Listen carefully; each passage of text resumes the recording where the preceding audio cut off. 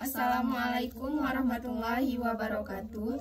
Perkenalkan, nama saya Nadiatul Hikmah. Dan saya Mela Yunitasari. Kami dari kelompok 2 ingin mempresentasikan hasil kerja makalah kami yang berjudul Prinsip-prinsip konsumsi dan perilaku konsumen dalam ekonomi Islam.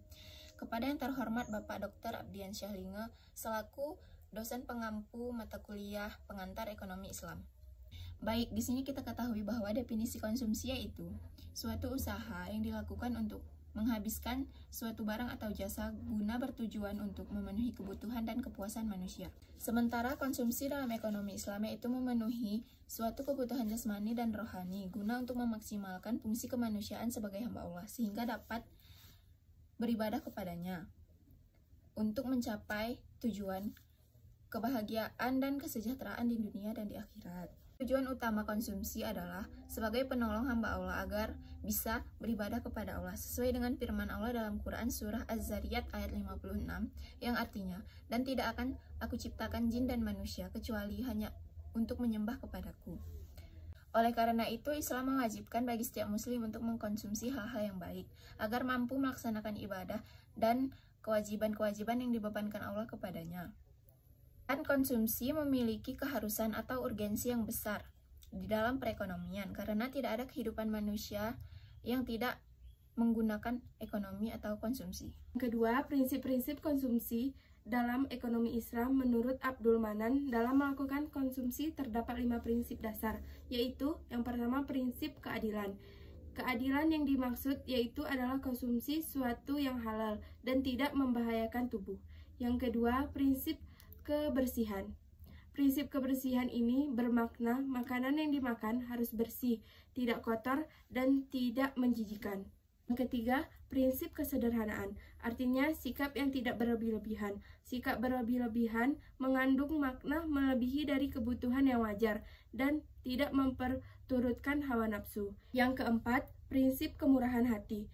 Maksudnya, jika memang masih banyak orang yang kekurangan makanan atau minuman, maka hendaklah kita sisihkan makanan yang ada pada kita, kemudian kita berikan kepada mereka yang lebih membutuhkan.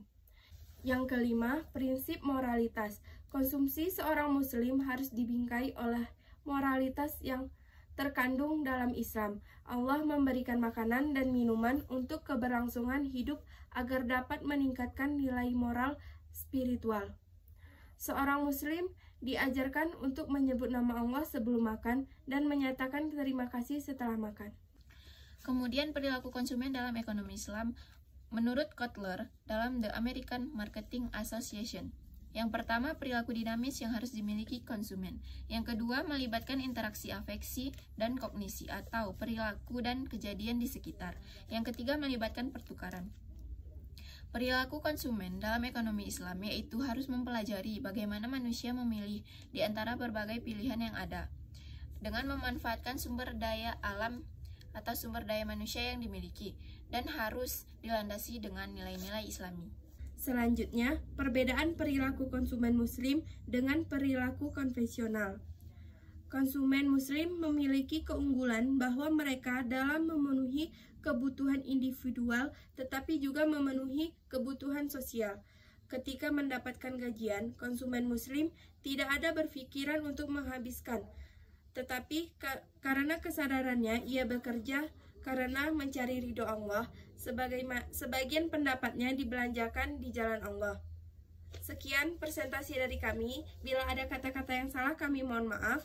Kami ucapkan Assalamualaikum warahmatullahi wabarakatuh.